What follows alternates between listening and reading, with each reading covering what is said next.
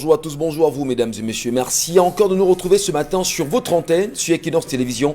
Comme c'est le cas du lundi au vendredi entre 10h et 12h, nous vous retrouvons avec 10-12, le Zénith. Nous serons certainement au Zénith ce matin avec les sujets qui seront en débat sur ce plateau, mais surtout avec les éléments qui seront à votre portée. Mesdames, messieurs, comment expliquer véritablement qu'aujourd'hui qu'on soit dans une pré-campagne présidentielle au Cameroun? Depuis des semaines, on peut voir des images d'un fils de président qui tourne en boucle sur les réseaux sociaux aujourd'hui, laissant ce dernier préparer les consciences camerounaises à l'accueillir comme étant le prochain président certainement du parti État aujourd'hui. Comment les Camerounais préparent-ils assurément l'arrivée de celui-ci qui pourrait effectivement prendre la tête du rassemblement démocratique du peuple camerounais dans les jours à venir? Comment expliquer en même temps les tractations qui sont en cours dans le Sérail aujourd'hui? Quelle appréciation fait-on véritablement? On en parle également ce matin de cette victoire écrasante du président Touadéra en Centrafrique au premier tour. Il est vainqueur. En attendant un second tour, assurément, la Centrafrique peut se dire aujourd'hui que tout est mis en place pour qu'on puisse véritablement parler d'un pays qui est en construction, mais surtout d'une démocratie qui se veut en même temps émergente de ce côté. La démocratie a-t-elle parlé finalement dans les urnes centrafricaines? Quelle appréciation peut-on également donner du point de vue de l'évolution des crises qui ont émaillé ces pays pendant ces 10 dernières années? Aujourd'hui, quel est le regard que peuvent avoir les anciens présidents qui sont passés par là, mais surtout la communauté internationale qui semble être bien muette à l'intervention russe en Centrafrique aujourd'hui? Bienvenue à vous, madame, messieurs, avec la grande famille, Charles Hamel, Bonbon Bengan, Karine Sontia, Dominique Audrey. Nous sommes unis pour la même mission, jusqu'à 12h, vous servir. Bienvenue à vous, Bonbon Bengan Kanji, ce matin. Bonjour, M. Ngachou Numba, bonjour à vous, chers téléspectateurs. Donald Trump avait sûrement mal appris les cours auprès de ses homologues africains. Tenez, la presse nous apprend que le président américain, sortant et sorti, a dit, je cite, « Il n'y a pas de mal à dire que vous avez recalculé. Tout ce que je veux, c'est trouver 11 780 bulletins.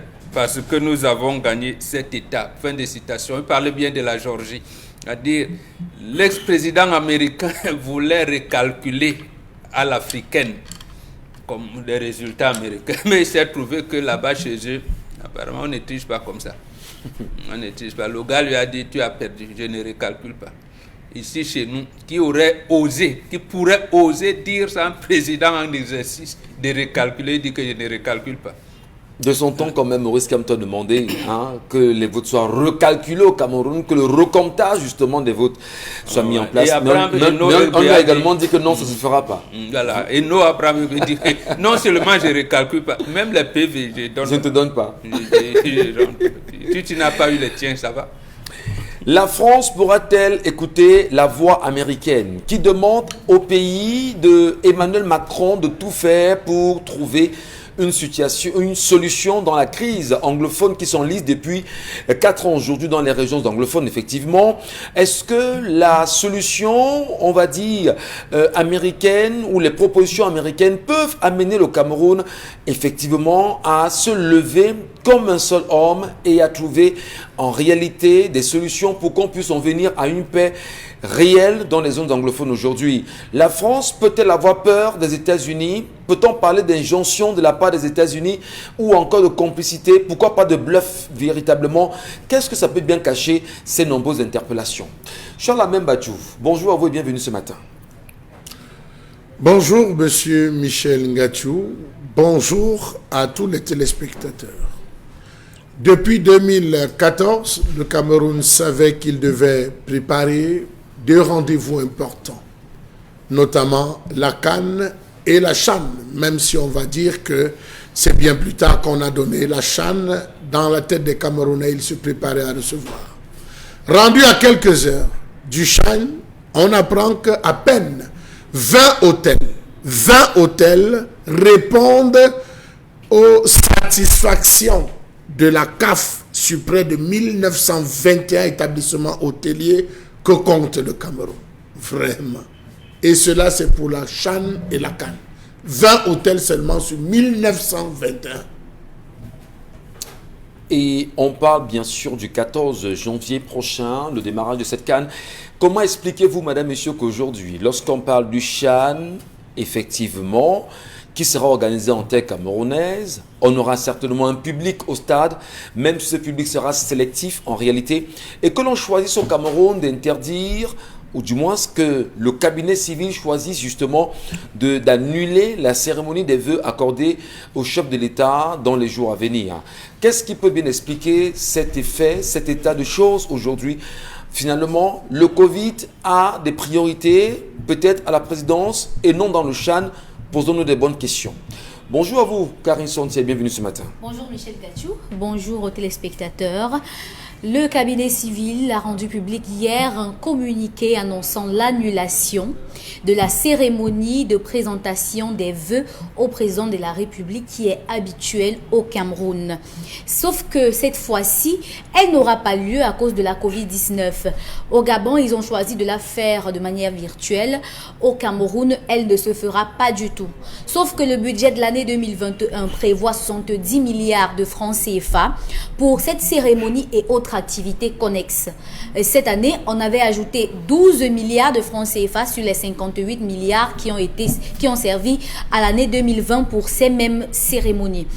Alors, les questions qu'on se pose, pourquoi annuler encore aujourd'hui cette cérémonie alors qu'on sait qu'en 2020, le 20 mai n'a pas eu lieu, on le savait déjà, pourquoi attendre qu'elle soit si proche pour l'annuler, étant donné qu'il y avait déjà un budget alloué à ces cérémonies? Où va aller ce budget alloué? Question posée. Et où est allé le budget alloué au 20 mai 2020? Il faut bien qu'on se pose toutes ces questions. Qu'avons-nous véritablement fait, Karine Sontia? C'est très important que les Camerounais se posent la question de savoir pourquoi n'a-t-on pas fait la lumière sur le budget accordé au défilé du 20 mai de l'année dernière aujourd'hui?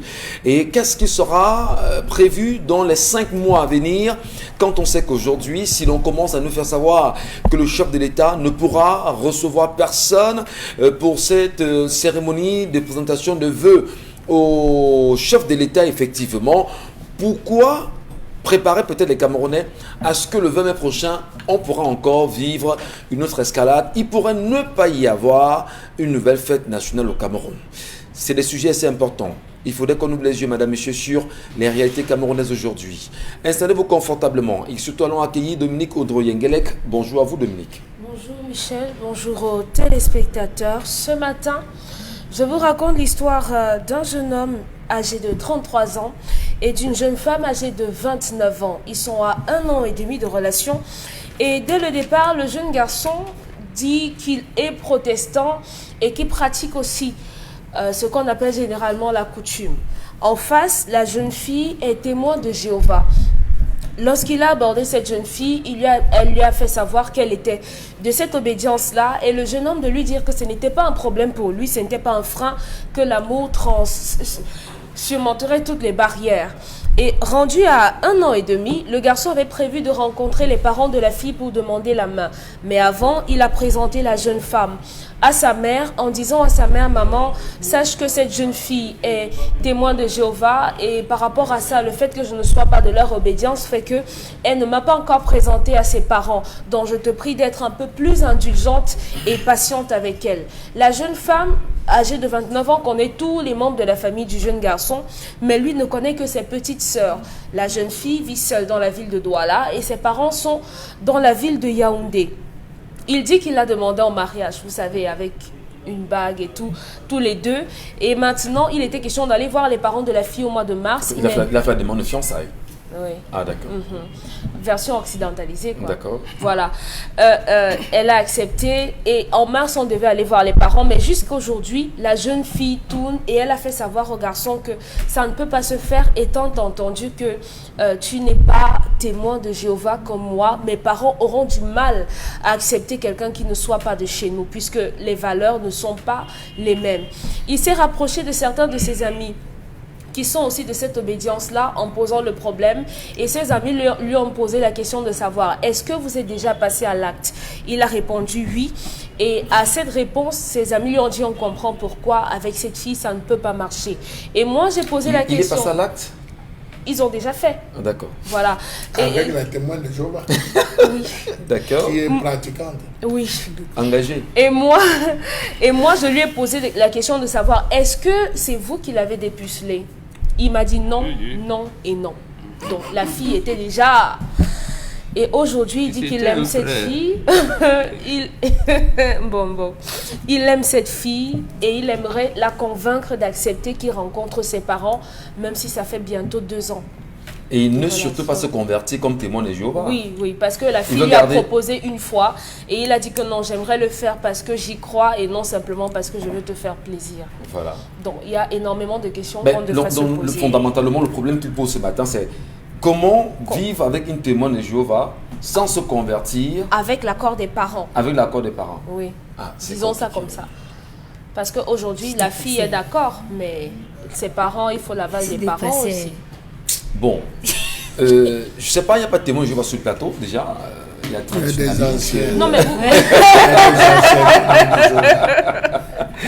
Il n'y a pas de témoin de Jéhovah sur le plateau. On devrait élargir parce que dans ma gibecière aussi, j'ai l'histoire d'une jeune dame qui, elle, a en face d'elle un fiancé qui est musulman et elle est chrétienne. Oui. Et le monsieur voudrait qu'elle s'islamise. Donc, on pourrait bien élargir en disant, il y a des catholiques qui ont des protestants et qui veulent qu'ils deviennent protestants. On a des chrétiens qui ont des musulmans qui deviennent musulmans. On a un témoin qui a un protestant pratiquant des traditions qui ne veut pas. Donc, quand la religion sépare, mais surtout quand la religion ne permet pas qu'il puisse avoir amour ou encore mariage, comment trouver des solutions évidentes à ces questions aujourd'hui? On est musulman, incapable d'épouser une chrétienne, on est chrétien, ne pouvons pas épouser un musulman, on est témoin de Jéhovah, ne pouvons pas épouser un protestant. L'histoire est posée ce matin sans justement rentrer dans, on va dire, aucune fixation sur qui que ce soit. Nous parlons dans la généralité, mais qu'est-ce qui peut bien faire problème? Vous également, madame, messieurs, laissez-nous vos appréciations sur les plateformes connues, 10-12 Zénith, Equinox TV, sur Facebook pour ceux qui nous regardent en live et sur à travers le contact qui s'affiche bas de l'écran. Merci, on va vous lire tout à l'heure et on prendra bien évidemment vos nombreux avis sur la question ce matin. Mais qu'est-ce qui peut bien créer des différences aujourd'hui?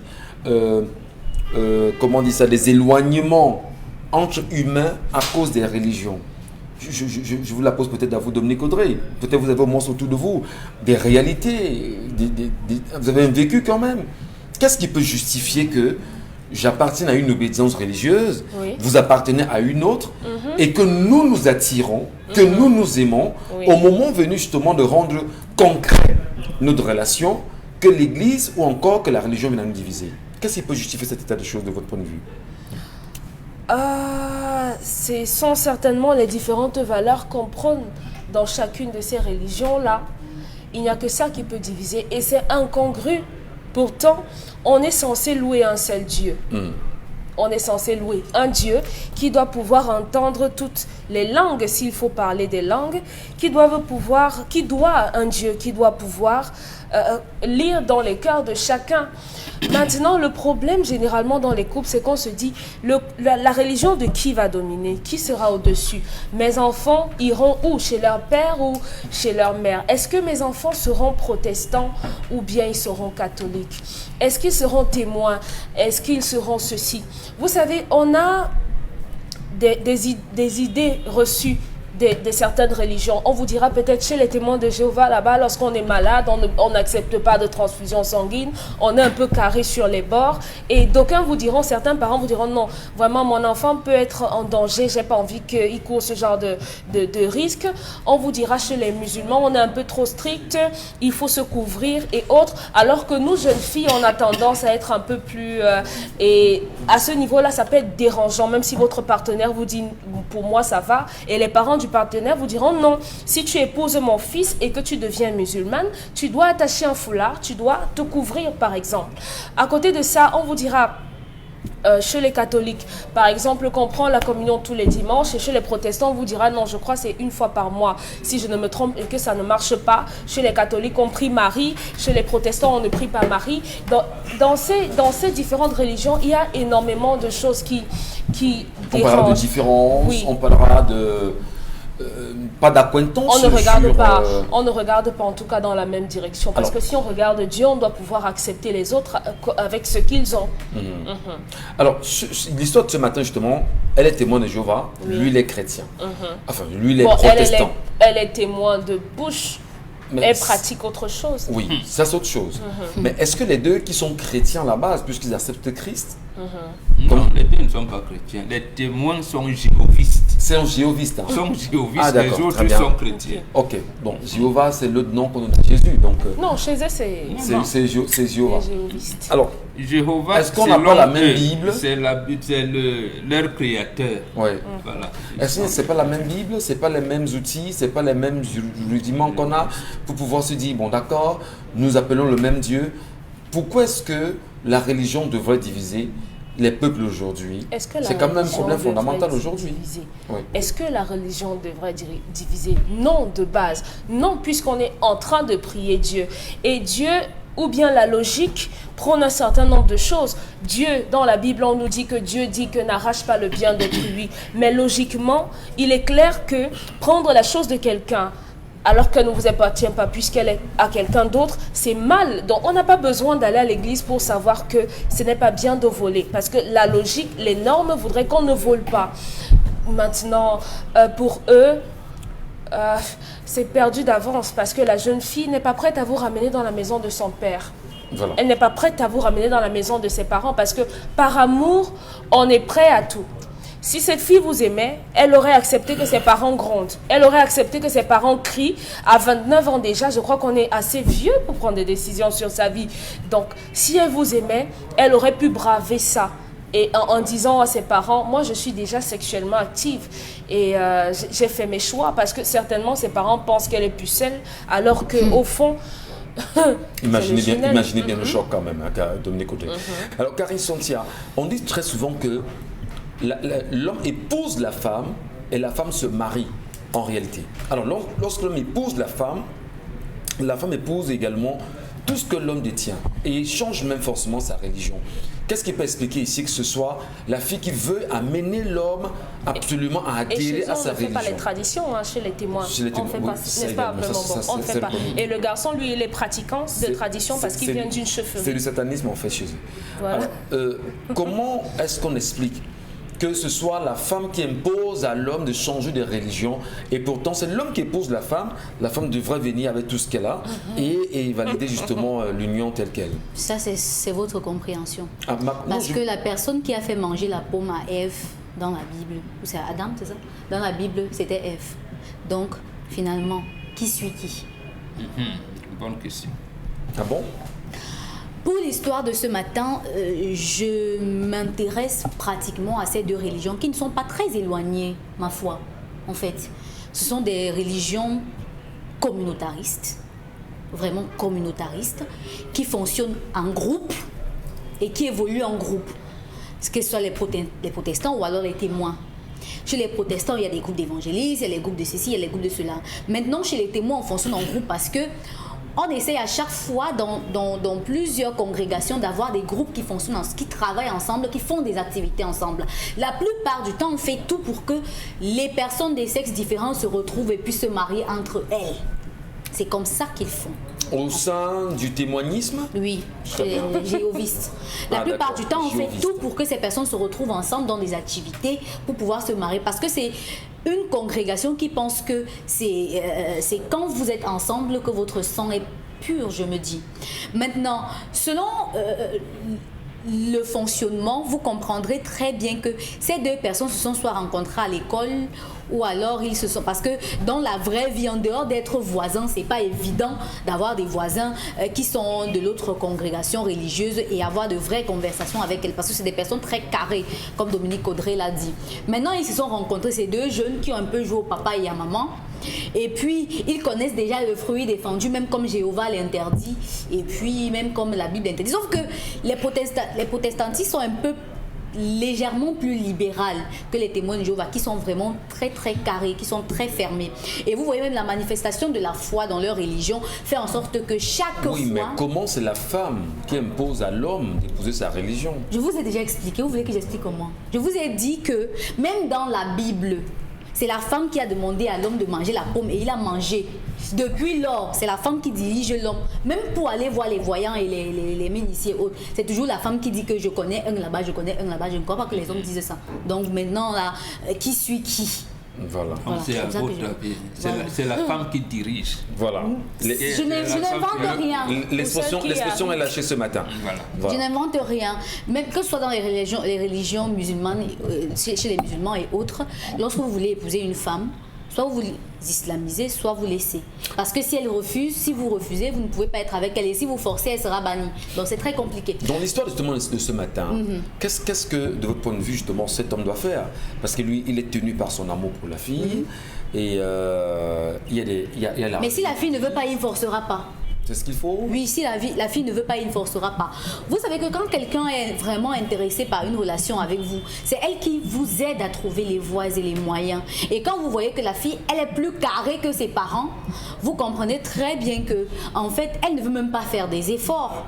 Elle ne veut pas faire des efforts. Et elle a peur certainement que sa famille l'abandonne ou bien sa famille la maudit, je ne sais pas trop.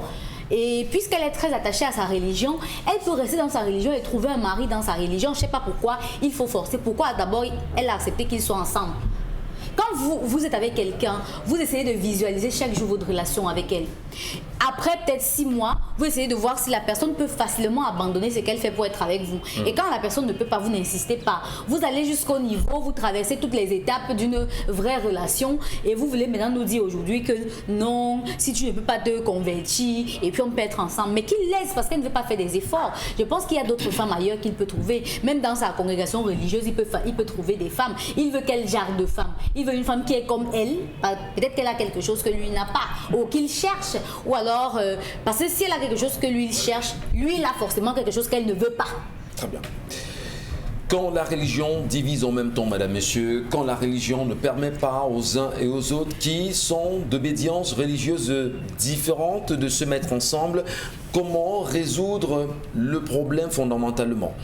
Je vous aime, vous m'aimez en même temps, oui, mais qu'est-ce qu'on fait alors pour se mettre si je suis d'une obédience particulière? Traditionnaliste par exemple, religieux par ailleurs, catholique d'autre part, ou encore, je sais pas, musulman.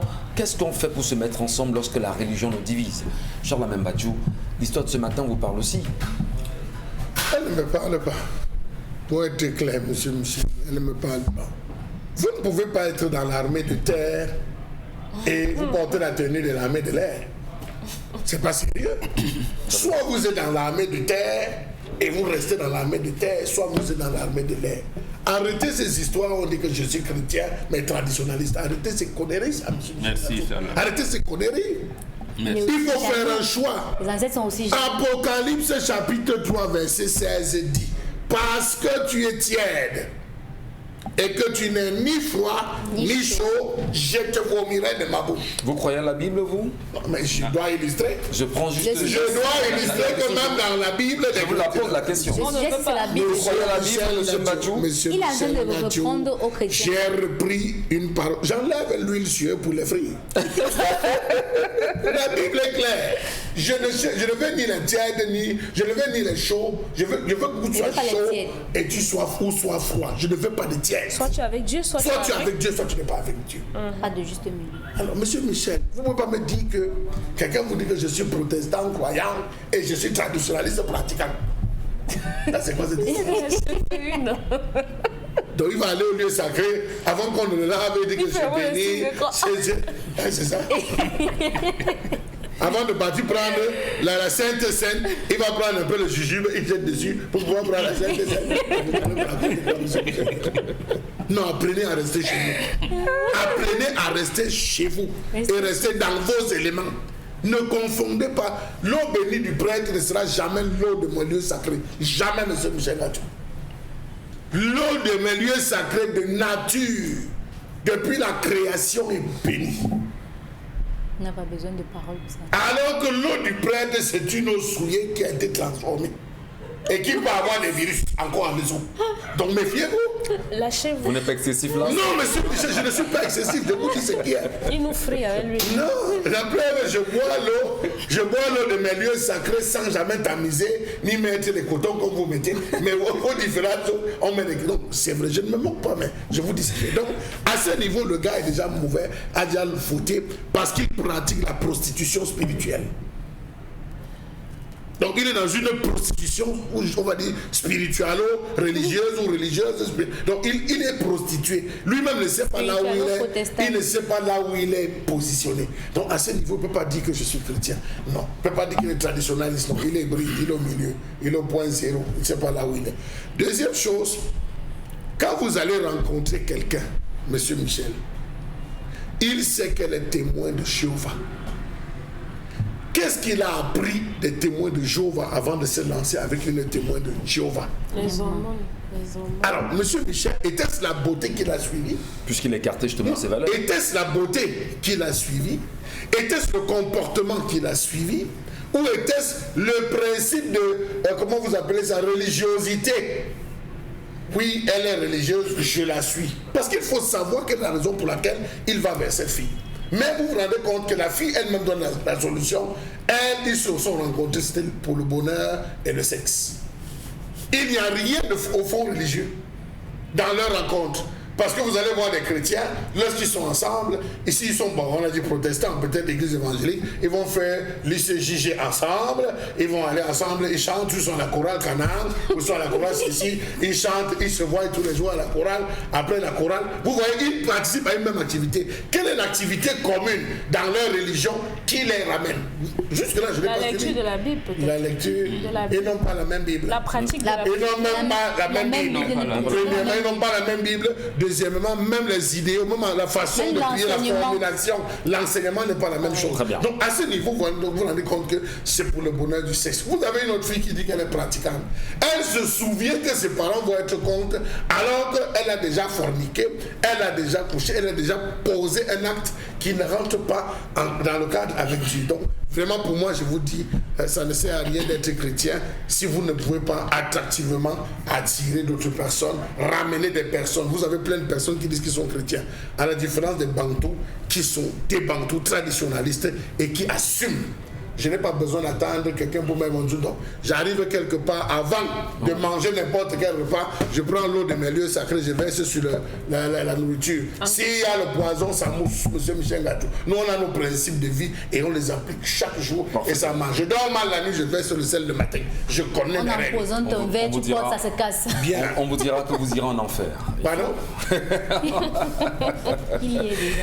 Alors, Mbombo, quand la religion divise, quand la société se divise pour avoir adopté des religions différentes, importées, qu'est-ce qu'on fait pour résoudre les questions fondamentales de ces divisions? Est-ce qu'on demande l'équation adéquate? Mais est-ce qu'on demandera aux Camerounais, aux Africains qui nous regardent ce matin, quittez ces religions, revenez à ce que vous êtes véritablement pour mieux vous comprendre et mieux vous situer?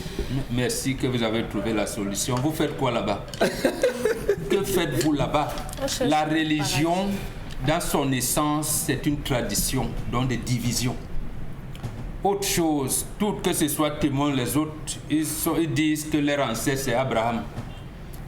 Les églises abrahamiques, donc, qui ont volé nos textes, ce sont les 42 préceptes de Matthes que Moïse, qui a créé le judaïsme en premier, a traduit en 10 commandements.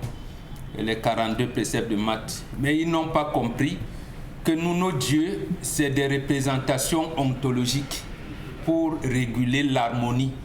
Or, l'Église, chez eux, ils disent qu'ils sont les descendants de nous, comme Josué. Et nous, dans la mythologie juive, c'est le dieu de la guerre. Donc, la religion abrahamique, c'est la guerre. C'est la guerre. C'est ça la tradition chez eux. Même les catholiques et les protestants, en fait, je parle de protestants en général, à notre époque, on appelait mission protestante américaine qui est devenue Presbyterian Church of Cameroon de l'autre côté et Église presbytérienne camerounaise ici, la mission française et la mission de Bâle qui est devenue Église évangélique du Cameroun, et Native Baptist Convention, Église baptiste et tout. toutes ces églises-là, ils ne se mariaient pas avec les catholiques dans les années 50, 60 et même 70. Et il arrivait que moi je sors dans un petit village, Sakbaemi, qui était évangélisé protestant par des Américains. Les familles qui étaient évangélisées catholiques quittaient là-bas pour aller à 30 km en Saint-André pour aller inscrire les enfants. Et il y avait même des chansons qui étaient dans, et c'était partout dans tout le pays et dans toute l'Afrique francophone, anglophone et lusophone. Donc, je n'aimais pas. Quand ils ont donc créé leur écuménisme, le rapprochement a commencé petit à petit. Et les témoins de Jéhovah sont restés. Vous verrez que c'est une église qui ne s'investit même pas dans le social. Vous ne verrez aucun dispensaire, aucune école et tout, mais ils ne chantent même pas l'hymne national. Les témoins de Jéhovah. Oui, non, tout à fait. Ils ne chantent pas. Donc, ils ont leur tradition, comme disait Charles Lamel, et rien ne les approche.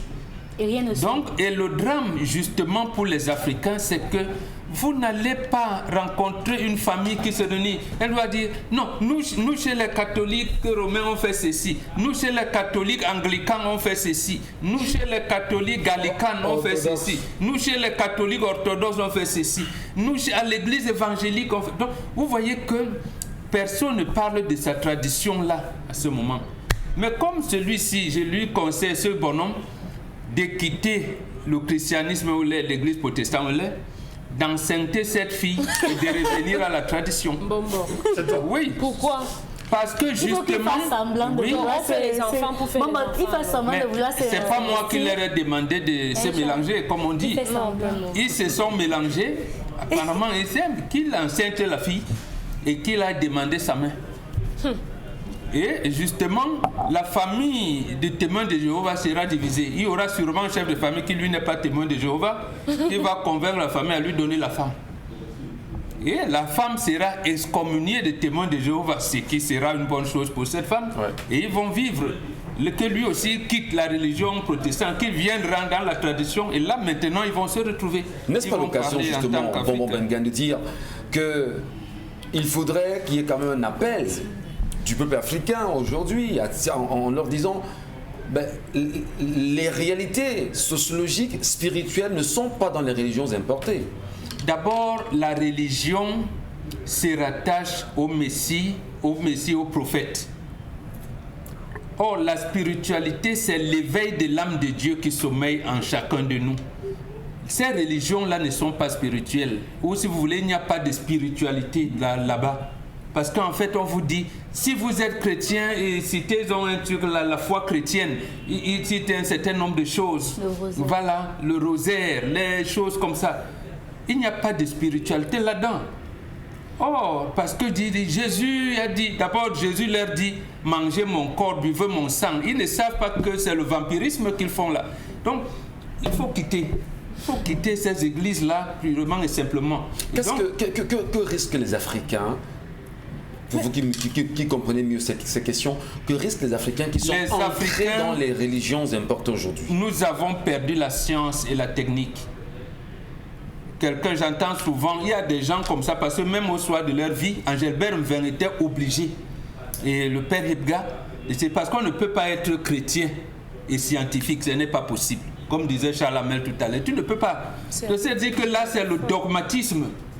Là-bas, c'est le dogmatisme. Lorsqu'on va donc leur définir, par exemple, Dieu, que c'est l'énergie initiale dont le soleil est la manifestation physique qui éclaire l'univers, il va dire non, c'est la Sainte Trinité. Bon, il va prouver ça comment?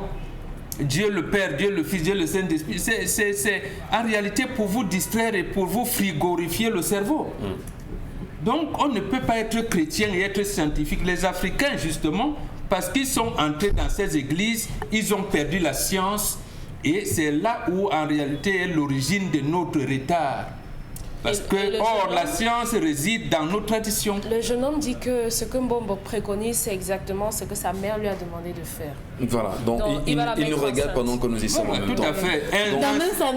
Enceinte la fille va voir le chef de famille qui est supérieur à mal intentionné. La mère de ce jeune homme-là. Merci infiniment à vous, mesdames et messieurs. Vos réactions, on les lira tout à l'heure. On sait en même temps que ceux qui nous regardent ce matin peuvent se sentir pour certains choqués. Non, le but n'est pas de vous mettre en colère, mais le but en même temps, c'est d'exposer ces réalités sociologiques et d'essayer de comprendre, bien évidemment, les problèmes qui peuvent l'entourer. Nous parlons de colère à l'instant. Oui, la colère, c'est dans un instant.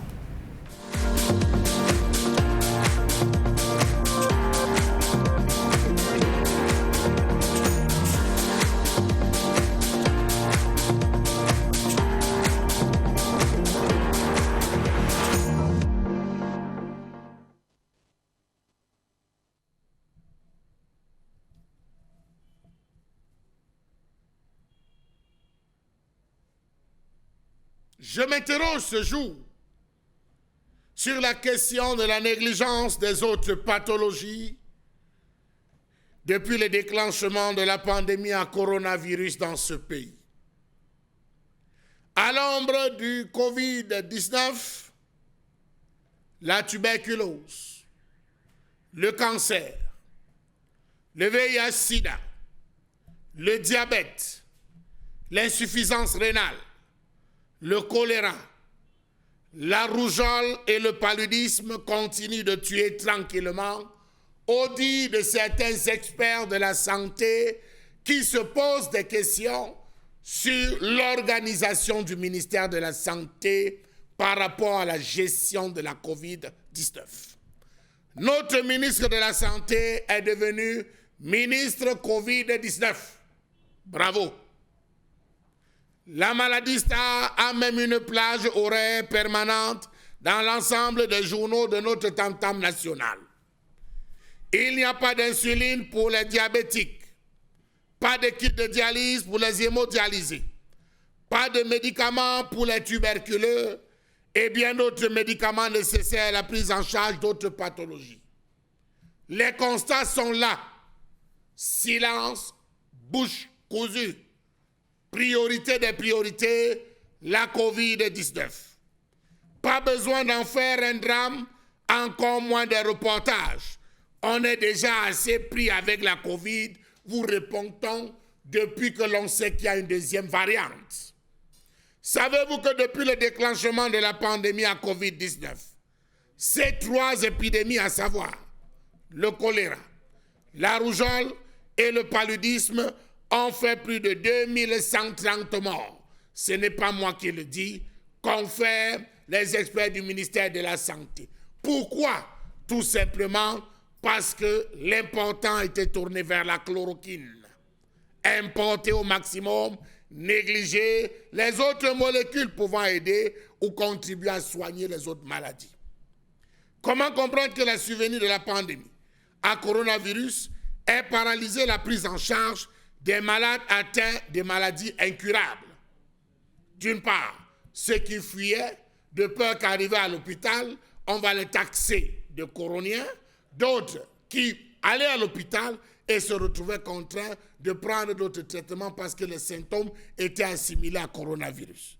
Comment comprendre que dans les formations sanitaires, le personnel s'est plus concentré sur le coronavirus que les autres pathologies? Comment comprendre que même les budgets alloués ont plus été orientés vers la prévention et la lutte contre le coronavirus au détriment des autres pathologies qui n'ont plus vu les approvisionnements? Grave.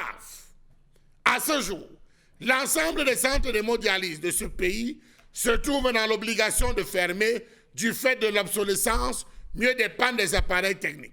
Bamenda, Bertois et Marois sont inscrits dans cette liste. Au centre d'hémodialyse de l'hôpital régional de Bertois, Marois et Bamenda, la fermeture prolongée depuis presque 6 mois a automatiquement engraissé les circuits d'eau avec le calcaire. Comment comprendre que les responsables du ministère de la Santé n'arrivent pas à approvisionner le centre d'hémodialyse en consommables qui permettront à ces machines de fonctionner et donc à ce centre de faire ce pourquoi il a été créé, sauver des vies. Pourquoi en arrive-t-on à ce genre de situation? Avez-vous appris qu'en France, on a négligé ceux qui avaient des maladies rares? Avez-vous appris qu'aux États-Unis, on a négligé? Oui, les budgets ont été concentrés, mais chaque département fonctionnait à plein temps. Qui va donc endosser ces morts inutiles dans ce pays? Pendant que le Rwanda, la Tanzanie, le Mali ici à côté travaillent sur la transplantation des reins, des organes, nous au Cameroun, on met encore parce qu'on ne parvient pas à faire des dialyses. Comment interpréter la rupture des antituberculeux qui perdurent sous silence? Ils ont choisi un fonctionnement procédé par rationnement. Rationnement de 2 semaines, rationnement d'1 semaine, on donne un peu, on libère les premiers, on donne un peu, on essaie de contenter tout le monde, les cas les moins graves, on joue. Comment comprendre l'abandon des malades souffrant de tuberculose depuis des mois et sans traitement du fait de la priorité réservée à Covid-19? Qu'est-ce que Covid-19 a fait pour que tous les budgets y soient alloués et concentrés? Peut-être allons-nous indexer du doigt le chef de l'État parce que dans l'un de ses discours, il avait demandé la priorité. Mais avait-il demandé qu'on abandonne les autres pathologies? Point d'interrogation. La région de l'Extrême Nord totalise environ 3615 malades de tuberculose. La réaction est claire de ce côté. On m'a demandé de repasser lundi, voir si on peut me trouver mon traitement. Une rupture de stock qui ne dit pas son nom. Savez-vous qu'à l'extrême nord ou dans le grand nord, certains sont obligés de traverser pour aller acheter les médicaments au Tchad, voisin. La rupture a causé beaucoup de dommages. Laissez votre numéro, on va vous appeler s'il y a un nouveau stock. Que dit alors des malades atteints de VIH-Sida dans ce pays qui souffrent d'une rupture d'ARV depuis le déclenchement de la pandémie à Covid-19? Là-bas encore, c'est un autre cas assez exceptionnel.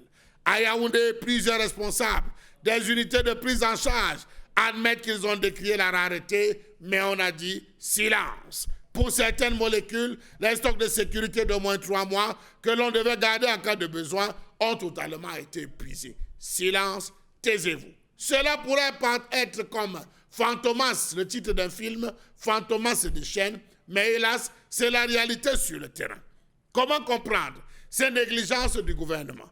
Dans son même lot, la rupture des stocks dans plusieurs pharmacies d'insuline. Nous étions au mois d'avril 2020. Imaginez-vous, les efforts des patients trouvaient une seule réponse. Nous n'avons pas de stock d'insuline à cause de la pandémie en Covid-2019. D'une part, on a accusé la fermeture des frontières, le confinement dans le pays d'où provenaient les stocks, mais aussi la relégation au second plan dans la production de certains produits. Mais est-ce que l'un explique l'autre dans un pays qui évolue avec des prévisions? Le constat fait sur le terrain, c'est que nos ministres ou notre ministre a passé plus son temps sur le terrain que de procéder au travail à se rassurer que toutes les autres pathologies n'auraient pas de problème. On va le dire. Quand on fait des stocks de sécurité dans ce pays, le Cameroun compte plus d'1 million de diabétiques et un taux de prévalence de 6%. Parmi eux, 10% sont insulinodépendants, soit 1000. Que dit donc pour chuter de l'oxygène dans nos hôpitaux? La majeure partie de nos hôpitaux n'ont plus d'oxygène. On a dit la priorité, c'est même les stocks existants sont réservés à Covid-19. Bravo.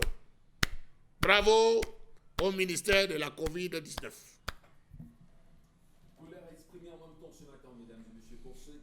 Certainement devant le petit écran et qui se pose 1000+1 questions. Finalement, à toi abandonner certains malades aux dépens du Covid-19. Comment vous l'acceptez aujourd'hui? On va également, entre autres, quand même, saluer peut-être les engagements pris au courant de l'année 2020. Mais en sommes-nous justement sortis de l'auberge? Quand on sait qu'à côté, effectivement, il y a plein d'autres pathologies qui ont été carrément et totalement abandonné. Le Cameroun est-il bien géré? Le ministère de la Santé publique prend-il à bras le corps ces réalités? En est-il capable de donner satisfaction aux Camerounais dans leur globalité? Est-ce qu'on peut justement dire que l'image du ministère de la Santé publique aujourd'hui au Cameroun est d'autant plus reluisante à la suite justement de ces nombreux manquements et ces frasques en même temps? Merci à vous de donner vos avis et surtout d'apprécier l'attitude du ministère de la Santé publique camerounaise aujourd'hui face à l'abandon de certaines pathologies. Bon Bengan Kandji, on a peut-être vu beaucoup d'argent, on a peut-être vu beaucoup de financement extérieur, on a vu des prados, on a vu tout ce que le Covid devait drainer. On a abandonné certainement d'autres pathologies pour s'y faire et se remplir les poches, on peut bien dire. Oui, mais absolument. Absolument. On s'enrichit dans notre gouvernement à travers des programmes. Vous voyez, qu'on a différencié, qu'on a réparti. On vous dit programme de médicaments essentiels, programme paludisme, programme ci, programme ça. Donc, il n'y a rien. À la limite, on a privatisé la santé au Cameroun. Et c'était, j'allais dire, on voyait ça venir. Depuis le moment où le renouveau a refusé ou alors a changé l'orientation de la santé au Cameroun de l'hôpital. L'hôpital a pour vocation à administrer les soins et à faire des recherches. Charles Lamel a cité d'autres pays où on possède déjà transplantation des organes, le Mali, parce que là-bas, on privilégie la recherche. Et la santé, c'est ce qu'on disait tout à l'heure pour l'histoire du jour, c'est qu'en Afrique, on fait des recherches. La santé, c'est la science, c'est une science exacte. Quand on dit on soit un Covid, on vous dit par exemple que c'est une grippe qui est méchante, il nécessite un antipaludéen, un antibiotique et de la vitamine C. Et il faut les chercher. Dans notre pays, le renouveau a donc tout saccagé. Comment on organise la santé dans un pays? Il y avait des centres des grandes endémies. Il y en avait, si je pense au marché Congo, non là. Et la cantine, vous avez vu, il y a un service à part qui s'occupe de la pneumologie. Les maladies du cœur, dont on dit les tuberculeux et tout. Donc c'est comme ça qu'on... Et il y avait un autre département qu'on appelait la santé communautaire. Donc on disait comme ça. Voilà comment, quand on parle même de plateau technique, c'est comme ça que ça se fait. C'est-à-dire que vous entrez dans un hôpital, vous dites je vais pavillon au service pédiatrie, vous trouvez tout le nécessaire là-bas. À un moment, qu'est-ce qu'on veut pour les enfants qui viennent de naître? Quelles sont les pathologies qu'ils ont souvent? Les pieds comme ça, les becs de lièvre et tout. Donc c'est là, à ce service-là, des néonatologistes, des solutions. Voilà, dans ce département de, comment je vais appeler ça, où on appelle des néonatologies qu'on réfecte. Et quand on affecte, on continue les recherches plus tard, ou dans des CHU. Or, nous avons 8 universités d'État. On devait avoir au moins 8 centres universitaires, centres de santé universitaires. CHU. Accordé à la recherche. Oui, or, on n'en a pas. Apparemment, nous n'avons qu'un seul CHU à Yaoundé qui est dans un état de délabrement avancé. Ça veut dire qu'on a abandonné la santé. Il n'existe pas de politique cohérente de la santé dans notre pays. Sous Maman Fouda, nous sommes restés 3 mois. On n'a pas pu administrer les vaccins, les BCG aux nouveau-nés. Vous pouvez imaginer ça. Or, le vaccin BCG était mis en place au Vietnam pendant la guerre. Donc, les Vietnamiens avaient leur vaccin BCG. Quand les Américains procédaient par bombardement avec les B-52, et ils mettaient leur vaccin en place. Mais nous, on n'était pas en guerre, mais on n'a pas pu vacciner nos enfants. Au point où on a même épuisé les stocks de sécurité, donc ce qui était en réserve. Ça veut dire qu'on a tué la santé dans notre pays et on a transformé l'hôpital comme une entreprise qui doit rapporter les résultats, les chiffres en fin d'année. Un pédiatre aujourd'hui, par exemple, l'extrême nord n'a que 2 pédiatres. On venait même de les affecter, il est resté une pédiatre là-bas pendant des années. Non, on a donc abandonné. Covid est seulement venu mettre à nu. On va être sérieux. Si tout l'extrême nord du Cameroun a un seul pédiatre, ben il faut bien vérifier l'information quand même. Tout l'extrême nord du Cameroun a un seul pédiatre. Ils nous écoutent. Oui, on vient d'affecter une deuxième. C'est une dame. Je ne cite pas les noms, je les connais très bien. Non, écoutez, on regarde la caméra et on demande à nos compatriotes qui sont à l'extrême nord du Cameroun, vous nous rassurez qu'à l'extrême nord, il y a un seul pédiatre? Deux maintenant, on te dit deux. On a deux pédiatres pour toute la population de l'extrême nord et toutes les femmes qui vont accoucher, etc. Rassurez-nous, sur la page Facebook. Voilà donc l'entourloupe. L'entourloupe, si je vais utiliser votre français compliqué. Mais nous, dans le français que moi je connais, je parle du banditisme politique. On vous dit qu'il existe un secrétaire d'État à la santé chargé des endémies, les grandes endémies. Donc, en principe, que Covid soit là ou pas, on n'aurait pas dû abandonner. Voilà. Dernièrement, quand on a commencé à parler de choléra, le délégué régional de la santé publique pour le littoral, lui qui était là, venait d'être affecté, il dit: que faites-vous avec les chiffres? Vous voulez quoi avec? Mais nous dites, mais docteur, c'est des chiffres, nous voulons. On se nourrit des chiffres. Non, dis donc, laissez-nous les trucs des chiffres. Donc, même le choléra, on ne parvient pas à juguler. Or, le choléra, c'est quoi?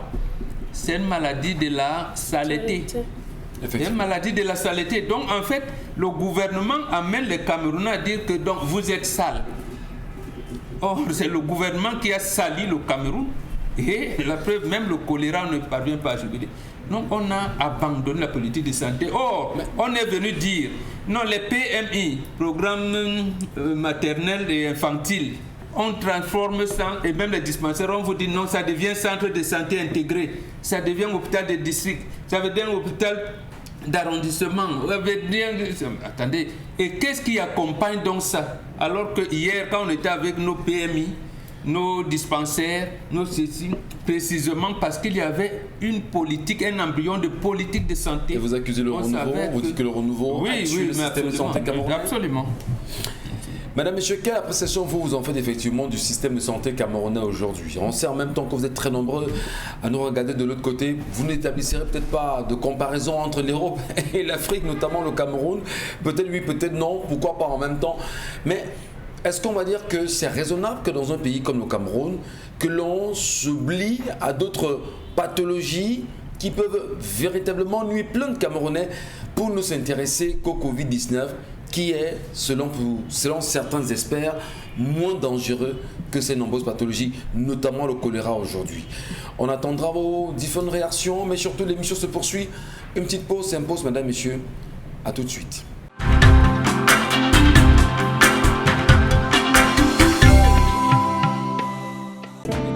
Merci encore de rester présent sur nos antennes après cette pause marquée sur 10-12 le Zénith. Nous sommes au Zénith en même temps et nous croyons qu'avec vous, nous tenterons de mieux comprendre la réalité qui gravite autour du Cameroun. Qui a tué le policier Tapa qui officie à la délégation générale de la Sûreté nationale, notamment au service de la communication, qui était photojournaliste également à Yaoundé. Comment peut-on expliquer qu'aujourd'hui, qu'il y ait une insécurité grandissante dans la capitale politique et camerounaise aujourd'hui? Que nous disent les enquêtes véritablement de cette mort qui choque plus d'un quand même à Yaoundé? Pourquoi laisser autant de petits bandits faire le tour de cette capitale politique et surtout mettre en mal les vies des populations? L'actualité fait battre le cœur de plein de Camerounais, notamment dans la ville de Yaoundé aujourd'hui.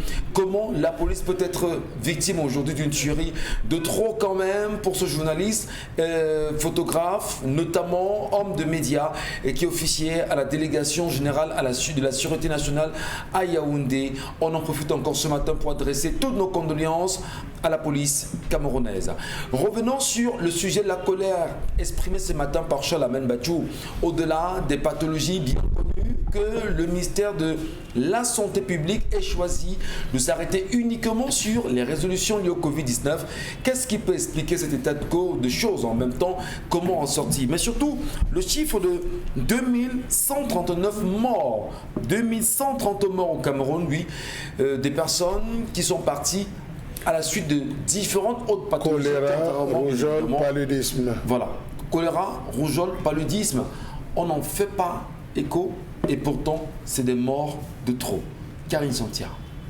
Au début de la contamination au Cameroun, on a assisté à une désorganisation du système de santé et de la prise en charge.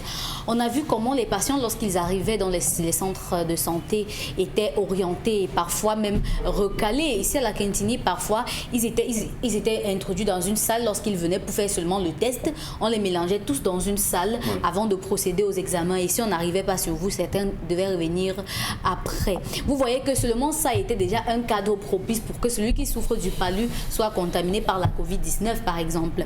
Ça faisait que même les malades et les potentiels patients avaient peur de se rendre dans les centres hospitaliers particulièrement publics parce qu'ils se disaient qu'à tout moment on pouvait dire que c'est la Covid-19 que vous avez alors qu'en quittant de la maison vous n'aviez pas de symptômes. Par exemple, lors du discours à la nation du président de la République le 19 mai 2020, il a dit, je cite, « La crise sanitaire exige dès à présent de poursuivre le renforcement de nos structures sanitaires, de densifier notre offre de soins, surtout de remettre à jour certains de nos projets et programmes de développement. Devant l'épreuve, notre système de santé devra se montrer encore plus efficace. Les autres pathologies qui affectent tout autant les Camerounais ne doivent pas être négligées. Il doit être de même pour le programme habituel de vaccination. » On a dit qu'il était efficace, non? Il a dit qu'il ne faut pas négliger. Ça veut dire que pour lui, c'était efficace. Les rapports que lui, il a disent que son système de santé est efficace. Un rapport que lui, il a, en tant que chef d'État. Voilà, disent que le système de santé est efficace. Dans ce discours, on comprend très bien qu'il invitait le personnel de santé et autres à ne pas abandonner les autres pathologies.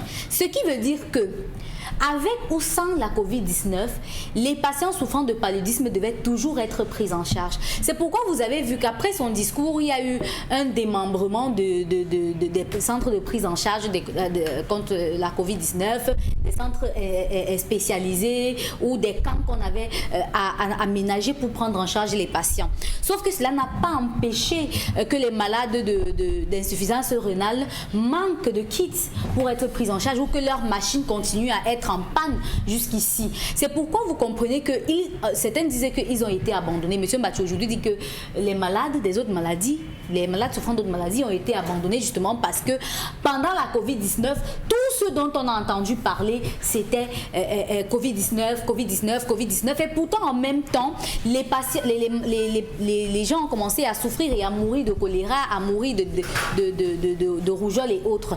On a parlé totalement de Covid. Même les communications du ministère de la Santé étaient orientées. Il y a même eu une page qui a été créée par le ministère de la Santé pour donner des informations à temps réel de la Covid-19. Au niveau communication, on a tué la communication sur les autres pathologies parce que ce n'était même plus le ministère de la Santé qui nous disait que des gens sont atteints de Covid ici, là, ou encore des gens sont atteints par exemple de Covid. On parlait comme de catastrophe, non, car c'est quand même une catastrophe sanitaire. Donc, justement. Et du coup, parce que c'est une catastrophe, il y a une communication particulière. Oui, il y avait une communication particulière qui a atténué et même tué les autres communications par rapport aux autres pathologies. C'est de ça qu'on parle. Ce n'est pas parce que chez vous, on a beaucoup mangé parce qu'il y avait la fête, que chez le voisin, il doit attendre que vos couvercles arrivent, vos plats arrivent chez lui pour qu'il ait à manger. C'est comme ça que ça se passe. C'est pourquoi je dis que au niveau communicationnel particulièrement, on a atténué. Je ne sais pas pourquoi. Si c'est parce que on avait eu les dons de l'OMS, de l'OMS, Monsieur Bachou, de véhicules, de véhicules d'urgence. Covid a apporté l'argent. Voilà, Covid a apporté l'argent. Mais où sont alors passés les fonds qui étaient alloués dans le budget de la nation pour lutter contre le sida, pour lutter contre la tuberculose, pour lutter contre les autres maladies? Où est-ce que c'est le cancer, le diabète? Plusieurs pathologies plusieurs malades en ont souffert et la plupart même aujourd'hui sont décédés. Et ce qu'on a vite fait de faire dans notre système, c'est qu'on a assimilé tous ces patients-là au mort Covid-19. Bien dommage, mesdames et messieurs. On aura peut-être le sentiment qu'il y a une cabale contre le ministre de la Santé publique, que non, nous restituons simplement les faits, tout en respectant également les travaux qui sont faits sur le terrain. Mais les Camerounais semblent jusqu'à présent ne pas être satisfaits par la qualité du rendu et nous continuons à interpeller l'administration et notamment le ministère de la Santé publique. Et depuis quand même des mois connaît, on va dire, des mouvements importants en son sein, et le ministre de la Santé publique, Manauda Malachi, qui est toujours pointé du doigt. Abandonner, c'est pathologie de Dominique Audrey, aujourd'hui, est-ce qu'il est urgent et dit très urgent que le ministère de la Santé publique s'évertue à résoudre au plus vite les questions portées sur ces malades-là concernant ces pathologies? Bien entendu, logiquement, puisque parlant par exemple du paludisme, il y a eu sensiblement 5 programmes qui allaient de 2002 à 2006, 2007, 2010, 2011, 2015, 2014, 2018 et le 5e programme 2019-2023 avec des budgets à l'appui pour censé lutter contre le paludisme, si je ne me trompe. Entre 2013 et 2019, c'était 20 milliards qui ont été alloués au ministère de la Santé publique pour lutter contre le paludisme. Maintenant, je me retourne vers vous. Je ne sais pas comment ça s'est passé dans votre secteur, votre quartier. On n'a pas vu. À part peut-être les moustiquaires. Les moustiquaires imprégnés, d'autres ont pourri dans certaines formations sanitaires. Cette année 2020. Alors que justement, là, ça permet de dire, moustiquaire, c'est quand on dort. Quand on est au salon, on fait comment? Quand combattre le paludisme, justement, veut dire que c'est on commence dans son environnement. Voilà. Et maintenant, pour l'année 2020-2023, le ministère de la Santé avait demandé, du moins à temps, un budget de 280 milliards pour pouvoir éradiquer le paludisme au Cameroun. Toutes ces années, tous ces différents programmes qui sont allés de l'année 2000 à 2023 avaient pour but de réduire de 60% la morbidité liée au paludisme en 2015. Et passé 2015, il fallait réduire moins qu'avant 2015. Donc ici, sur le terrain, rien n'est visible. On continue, comme Père Mbombouk a dit, d'avoir la saleté aux alentours de nos maisons avec nos différents quartiers qui sont devenus des dépotoirs parce que les sociétés en charge du ramassage des ordures ne viennent pas. Conséquence, on a des moustiques à foison tout autour de nous. Moi, j'ai choisi d'aller un peu au Nigeria et voir quelle est leur politique de santé en termes par rapport au paludisme là-bas. Et rendez-vous compte que par rapport à la saison des pluies, le Nigeria met sur pied une politique pour pouvoir protéger ou bien traiter les enfants de 3 à 5 ans. Ici, le paludisme est censé être soigné gratuitement pour certaines catégories. Je ne voulais pas lui simple. Maintenant, s'il était né de traces de typhoïde, non, là où il y avait les traces de typhoïde. On dit les palus simples sont soignés gratuitement. On les soigne gratuitement au Cameroun. C'est à l'hôpital qu'on attrape plus le palu. Allez à l'hôpital, dans n'importe quel hôpital. À partir de 18h, vous verrez l'armée des moustiques. Les moustiques à l'hôpital ressemblent aux chatons. Au Nigeria, on appelle ça... Les moustiques de 35 ans. On appelle ça la chimioprévention. Dont les enfants entre 3 et 5 ans, on les prend en charge pour qu'ils ne puissent pas avoir le paludisme. Parce qu'à cet âge-là, on meurt facilement de cette maladie. Donc, à côté de ça, le Nigeria a une politique. On traite à l'artisanat par injection les personnes malades de paludisme. Bon, ici, là-bas, c'est une stratégie qui est connue de tout le monde. Mais chez nous, on vous dit juste programme national, stratégique, machin truc de lutte contre le paludisme. On a des programmes nationaux de vaccins, etc. Poliomyélite. Mais il faut quand même reconnaître aujourd'hui que avec l'arrivée de la Covid-19, plein d'Afrique, plein de Camerounais ne font véritablement plus confiance aux hôpitaux aujourd'hui. Et c'est aussi un problème quand même, non? Pas à saluer ça. Parce que, voilà, je connais le cas de quelqu'un qui a eu un paludisme. Il dit qu'il a commencé à avoir un peu la fièvre et tout.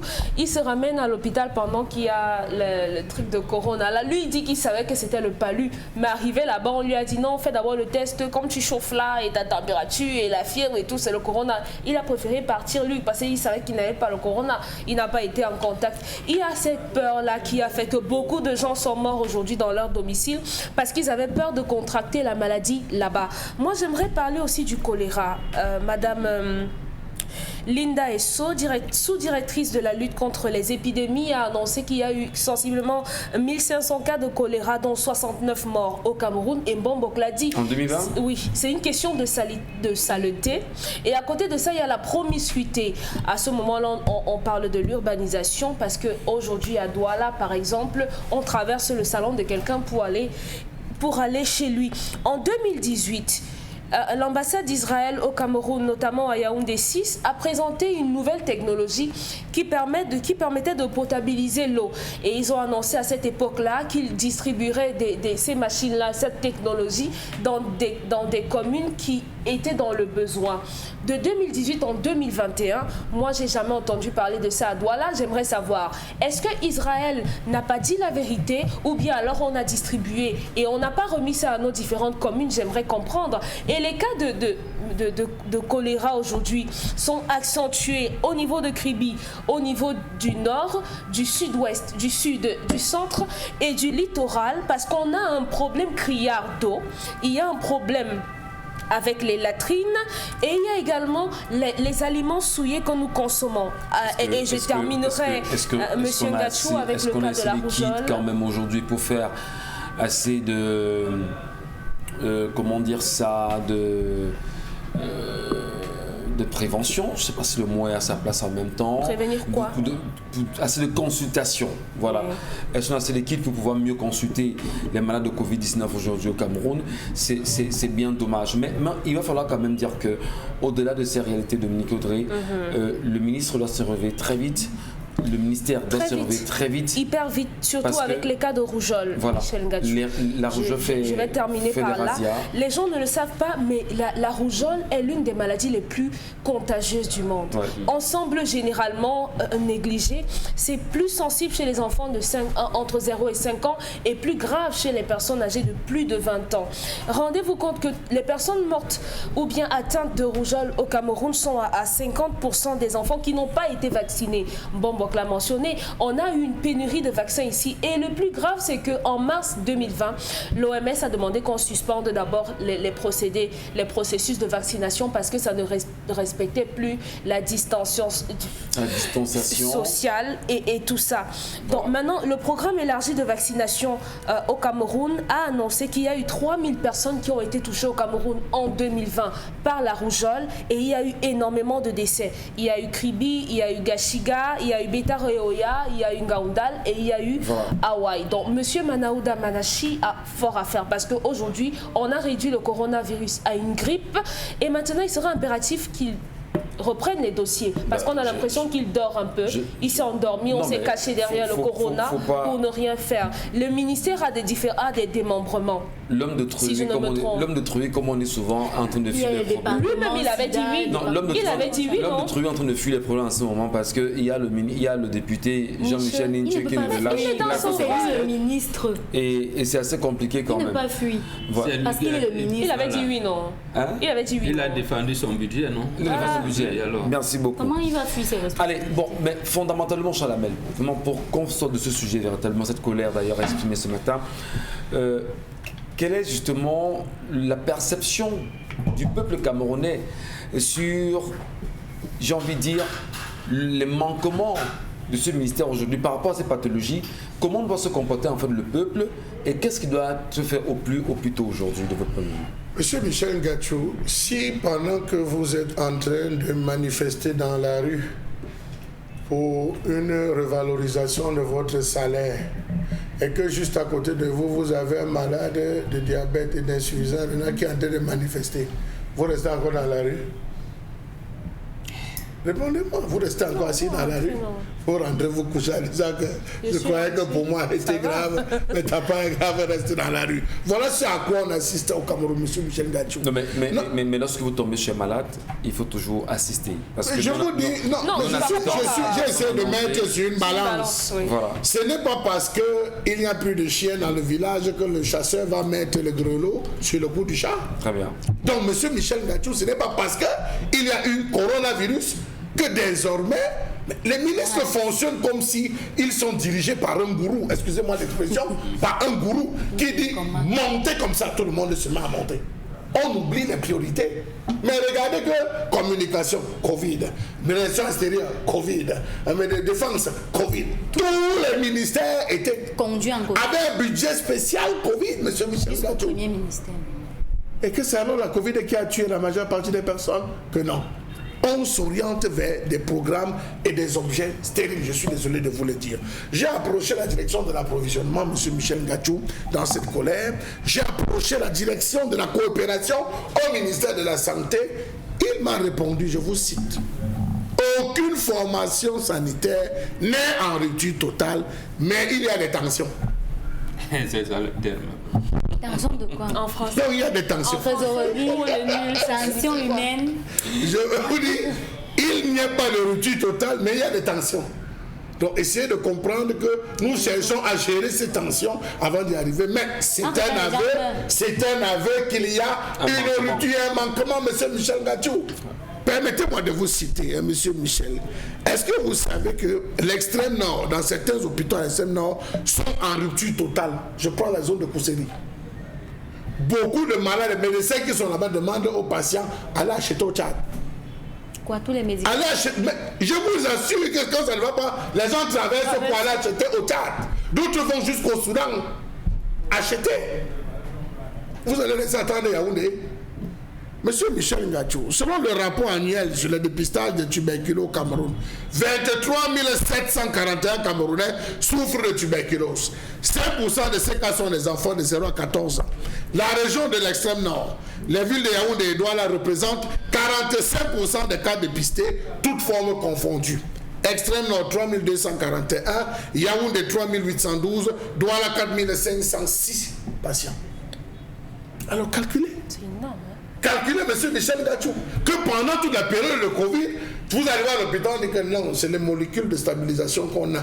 Tenez, il n'y a pas encore le traitement, prenez, ça stabilise juste. Vous arrivez dans tel, on vous donne pour 2 semaines. Vous arrivez. Donc, ils ont procédé par une répartition technique et stratégique. Vous n'avez pas tout le traitement, mais vous avez 1 boîte, 2 boîtes, 3 boîtes.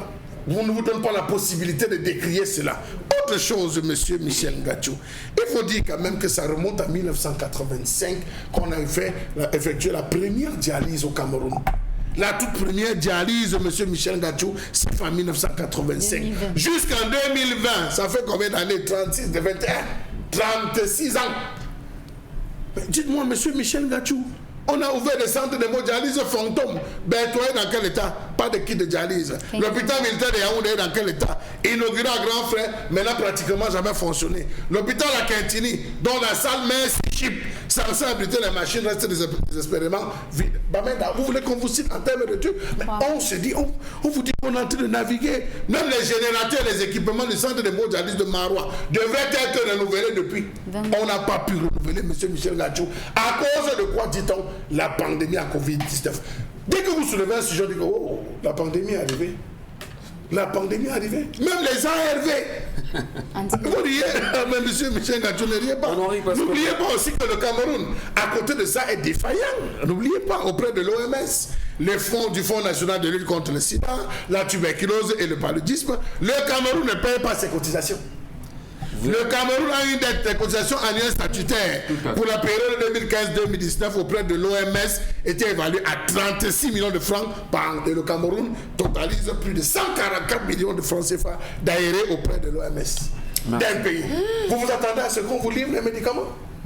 Si vous êtes à ce niveau, vous ne parvenez pas à faire. Vous avez des menaces de suspension en termes de subventions pour plusieurs produits au Cameroun. Donc vous vous rendez compte qu'on est en train de naviguer pratiquement en ville. Au lieu que le ministre se batte à payer les cotisations, qu'à descendre sur le terrain, il y a du travail, M. Michel Ngachou. Pendant ce temps, vous avez vu, on a parlé de 20 000 kits de réception. Regardez les hôpitaux. Les gars sont en train de se mourir. Employons l'expression honnête, ils se meurent. Tuberculose, paludisme. Bon, Dominique Audra a développé le cas du paludisme, mais pour les maladies incurables, M. Michel Ngachou, j'estime que le chef de l'État ne devrait pas faire une chose pareille. Vivement qu'il rappelle son ministre de la Santé, qui lui dise, nous sommes à quel?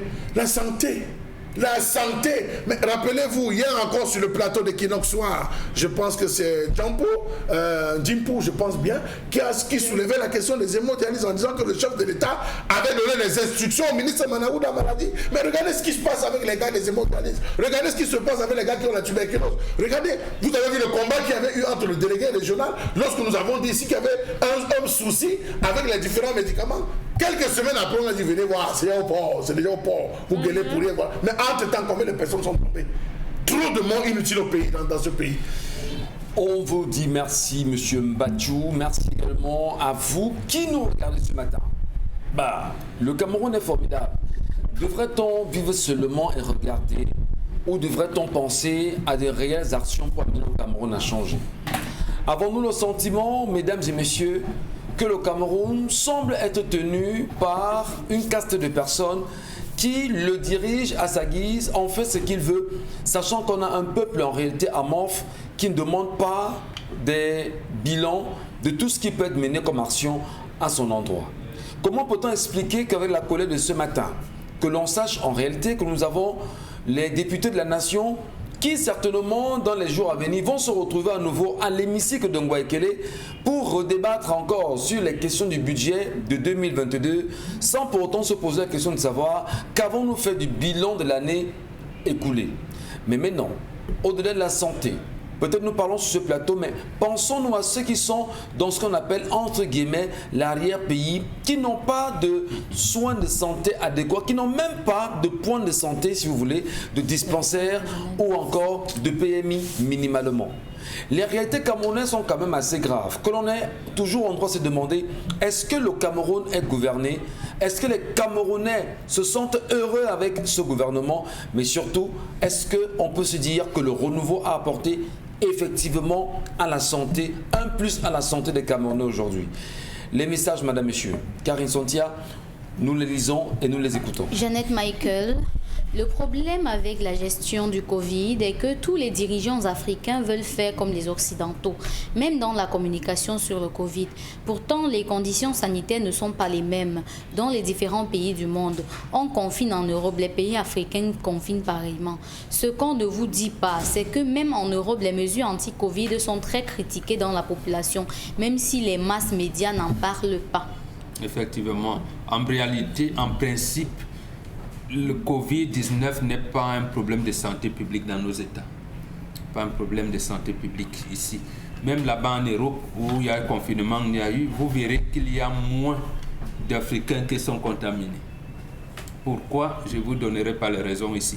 Mais ce n'est pas un problème de santé publique. Qu'est-ce qui empêche bien sûr l'État du Cameroun, parlant du Covid-19, à s'ouvrir littéralement à Monseigneur Samuel Cléda, qui a dit de son temps: j'ai vaincu le coronavirus, et pourtant c'est une solution, on aurait dû au moins lui faire confiance. Non, parce que là-bas, l'Église catholique, qui est une très grande mastodonte dans le monde, ne veut pas soutenir la politique de santé dans nos États.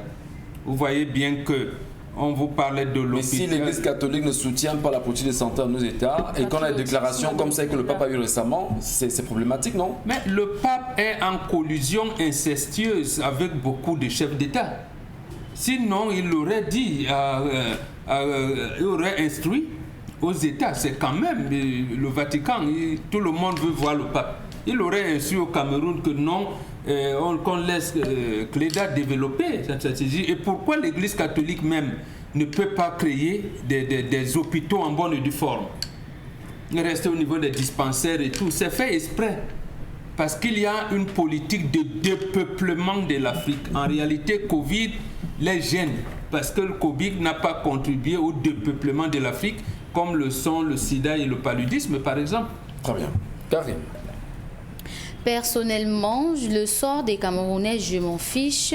Les Camerounais méritent leurs dirigeants. Il y a juste le sort des combattants du changement qui m'intéresse. Le reste, next.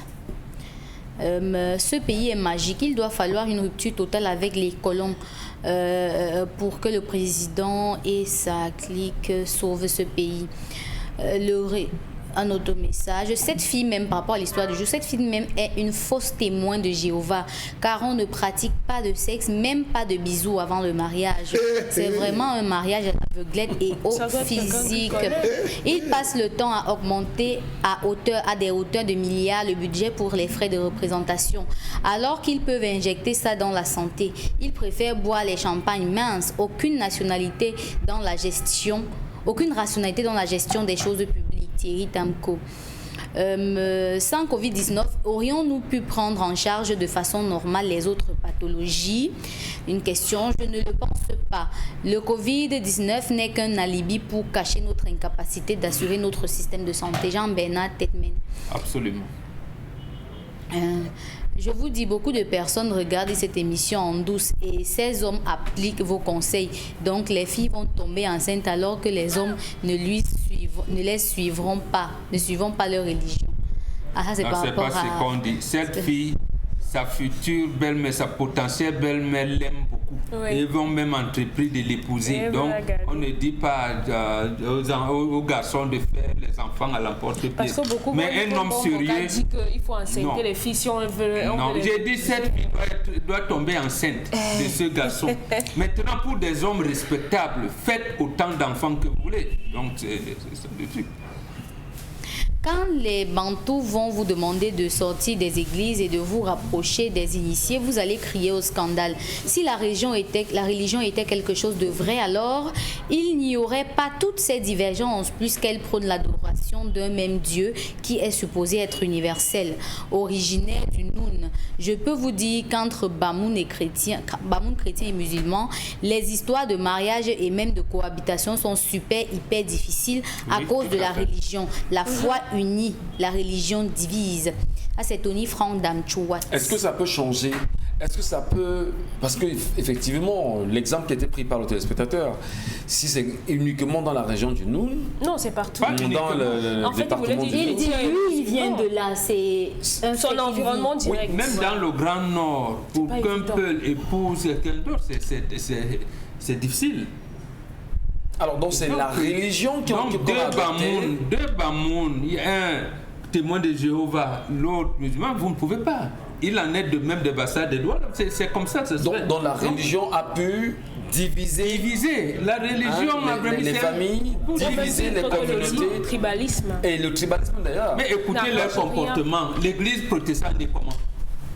En réalité, Luther n'est jamais venu pour dire que je veux créer l'église protestante. Il voulait réformer l'église catholique. Et l'église catholique a refusé cette réforme-là. Et il y a eu plus d'1 million de morts. Et après, l'église est répandue par les croisades. Sa sœur islam là-bas faisait le djihad et tout. L'église ne vit que de la guerre. À vous entendre parler, je ne sais pas si les Africains qui nous regardent ce matin comprennent le fond. Moi, je suis Bamoun, je suis du Noun, si vous voulez, je suis musulman. Et ma soeur du village d'à côté est chrétienne. Du même village. Je veux l'épouser parce qu'elle est chrétienne. Je ne peux pas. Et pourtant j'ai de l'amour pour elle. Oui. Elle a de l'amour pour moi. L'église est importée de nous diviser. Pourquoi vous allez loin? La femme, parce qu'elle est chrétienne dans une église de réveil, quitte son mari à cause du fait qu'il est païen. Voilà. La fille dans la même maison, les deux enfants dans la même maison qui ont cru, qui ont reçu l'appel divin, se séparent de papa et de maman au point même de ne plus recevoir un copec pour qu'on paye leurs études. Parce que papa, c'est l'argent de Satan, c'est les mondains. Et nous, on préfère aller dormir au sol, dans l'église, bousculant des chaises à gauche et à droite au nom du pasteur. On valide donc la thèse justement de Léopold II qui avait demandé aux missionnaires d'arriver en Afrique et de tout faire pour enseigner une autre version de la religion à ces Africains en leur disant justement que ne leur parlez pas de Dieu parce qu'ils connaissent Dieu et en changeant justement des textes de la Bible. Monsieur Michel Gachou, sauf que nous sommes arrivés aujourd'hui à l'évangélisation de la famille. Vous, aujourd'hui, monsieur Michel, vous devenez pasteur. Ah, votre église sera pleine. Le capital, c'est la Mais est-ce que parce que vous arrivez en disant que Amen, tout le monde dit Amen, Amen, que vous croyez? Non. Car votre Amen, c'est donner l'argent. Donner l'argent. Amen, Amen, Amen. And you love Jesus? Yes, I love Jesus. Cotiser, ça sort end. Vous ajoutez un peu de pouvoir, vous touchez son tiers tombe. Ah, c'est une mise en scène. Voilà autant de choses. C'est la famille. Allez aux États-Unis, vous allez voir comment ça se passe aux États-Unis. Comment est-ce que c'est différentes religions? Est-ce que ça empêche le système de fonctionner? Est-ce que ça empêche les Américains de revendiquer? Est-ce que ça empêche? C'est la famille. Nous sommes dans un monde où la famille, et j'estime que, je le dis encore en regardant la caméra, chers Africains, revenez rapidement dans vos lieux sacrés. Revenez rapidement dans vos traditions. C'est de là que vous êtes forts. Un enfant africain court dans la forêt pieds nus, il n'a aucun problème. Mais j'étais un blanc, J'étais même un gars qui a fait 2 ans à Douala, dans la petite forêt, on va soulever les pieds. Je ne vous le fais pas dire. Hein. Je voudrais bien sûr saluer, bien évidemment, ce matin, les peuples et les grandes communautés de Bassamba. Quand je dis Bassamba. Non, n'oubliez pas le système. Non, monsieur Bassamba. Permettez. Allons chez les Giziga, allons chez les Manfa. Quand je dis Bassamba en réalité. Allons à Djoum, monsieur. Quand je parle de Bassamba en réalité, c'est parce qu'effectivement, il y a des réalités là-bas. Et on salue justement cette communauté avec laquelle nous avions grandi à un moment donné. Même, bon, la forêt des réalités aussi, n'est-ce pas? Vous y marchez pieds nus dans la forêt? Absolument. C'est comme ça qu'on peut les chaussures dans le... Beaucoup de personnes n'ont pas compris. Pause, hein. Beaucoup de personnes n'ont pas compris Yannick Noah. Vous savez que Yannick Noah, il ne marche qu'à. Mais il est bouddhiste, non? Il n'est que pieds nus, monsieur Michel. Oui, mais il est bouddhiste. N'allez pas chercher. On a Osmadiko qui va également. Monsieur Michel Ngachou, vous allez voir des personnes qui, lorsqu'ils posent le pied au sol, attrapent automatiquement la grippe et tombent malades. La constitution du corps l'est dans les pieds. Si vous n'avez pas une harmonie entre le sol et votre être et le pied, monsieur Michel Ngachou, vous êtes un déphasé. C'est trop de gymnastique. Non, c'est pas une gymnastique, c'est réel. Tous les sens du corps se retrouvent à la plante de pied. Faites attention. C'est important. Allez, pardon, on va marquer une pause. On marque d'abord une pause, je vous en prie. Et on reviendra tout à l'heure avec la revue des réseaux sociaux. Bon goût de la cuisson sur le grill, mais vous détestez lorsque vos aliments restent collés à la grille? Plus maintenant, avec le nouveau tapis de grill anti-adhésif Yoshi infusé avec du cuivre. Les chefs préfèrent cuisiner avec du cuivre parce qu'il chauffe rapidement et uniformément. Pas de point chaud de flambée, juste des plats juteux et tendres avec cette saveur grillée. Et puis le grill reste propre. Et regardez, des marques de grill parfaites en plus. Incroyable. Il est presque impossible de nettoyer un grill recouvert de fromage, mais le tapis anti-adhésif Yoshi rend le nettoyage facile. Griller du poisson feuilleté et tendre, facile à retourner. Des burgers juteux qui ne sont pas émiettés. Et regardez ceci. Oignons grillés, poivrons, champignons, pommes de terre, rien ne passe entre les mailles avec le tapis. Il vous permet de griller vos aliments de façon uniforme et le grill reste propre. Ces grilles de camping sont dégoûtantes. Avec notre tapis anti-adhésif, les aliments ne touchent pas à la grille.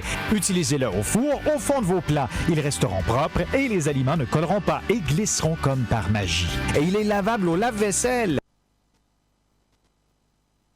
Faisons encore un plaisir d'être avec vous ce matin. Consti, bonjour à vous et bienvenue ce matin. Alors bonjour Michel Ngachou, bonjour nos téléspectateurs et merci à ces clients qui ont répondu massivement, présents et très nombreux après la communication d'hier, raison pour laquelle j'ai encore décidé de remettre cette communication ce mardi matin, question de rappeler à tous les téléspectateurs d'Equinox Télévision qu'il est important d'avoir un tapis de braise, qu'il est important de faciliter la vie, qu'il est important de se moderniser au maximum car nous sommes en plein 2021 et 2021 c'est une année c'est-à-dire qui nous permettra d'avoir une vie plus facile et plus aisée et cette vie aisée passera également par l'obtention des tapis de braise qui sont en vente du côté bien sûr du magasin 1001 tapis, c'est à Douala au Cameroun. Alors nous allons donc rapidement rappeler les avantages de ce tapis de braise comme le spot l'a si bien dit tout à l'heure, comme le spot l'a montré également. Vous avez donc pu voir avec moi les avantages et les maîtres d'hôtel qui sont derrière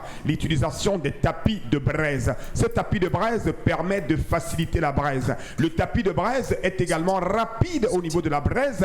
Le tapis de braise permet à vos aliments de ne plus jamais coller sur le grillage. Le tapis de braise permet également de donner un goût particulier à votre braise. Imaginez le makero oya oya, imaginez la sole, imaginez les bars, imaginez les capitaine, imaginez le poulet, imaginez la viande de bœuf qui est posée sur un tapis de braise. Alors la suite elle est tout simplement positive, raison pour laquelle ce matin j'attire encore l'avantage de tous nos téléspectateurs qu'il est important d'avoir ce tapis de braise que voici, que vous retrouverez uniquement du côté du magasin 1001 tapis. Il s'utilise facilement, il se nettoie facilement, il suffit tout simplement de le poser sur un grillage et vous posez les aliments à braiser sur ce tapis de. Vous allez voir qu'en quelques minutes, votre poisson sera prêt à la consommation. Alors, chers téléspectateurs, n'attendez pas la fin du stock, n'attendez pas la fin de la promotion. C'est l'occasion plus que jamais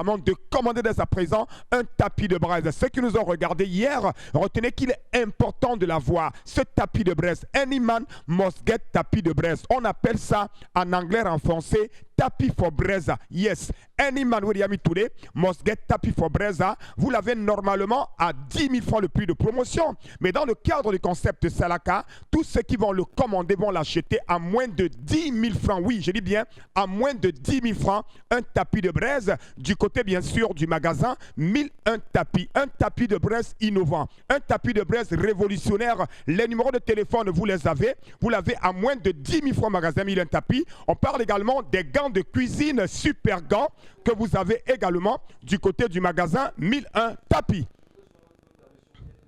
Gants en main, et puis on en parlera sûrement, vous le savez. Merci beaucoup, Michel Gatou. Merci infiniment, Constilamé. Madame, monsieur, restez avec nous en même temps. Dans un petit moment, simplement, la revue des réseaux sociaux. Comme vous savez, bien sûr, le fait Karine Santia, nous vous écoutons, nous sommes suspendus à vos lèvres ce matin. Oui, ce matin, on s'intéresse à 100 Mélima, particulièrement aux populations de l'Olabé qui ont manifesté il y a une semaine pour réclamer leur indemnisation suite à la construction du projet de la route 100 Mélima-Djoum. Ces derniers avaient manifesté leur ras-le-bol pour récupérer les indemnisations dont elles devaient bénéficier. Sauf que ce jour-là, les manifestations étaient, la répression était violente. On a vu sur le terrain les forces de défense qui réprimaient violemment les populations. Vous pouvez voir en image qui se passe vraiment de tout commentaire. Voilà, c'est des images qui sont, on va dire, en même temps insoutenables. Charles-Amel Mathieu, vous avez regardé, Dominique Audrey également. Bon, je voudrais peut-être vous renvoyer la question. Ces images-là qui font le tour de la toile aujourd'hui, qu'est-ce que vous pouvez expliquer ?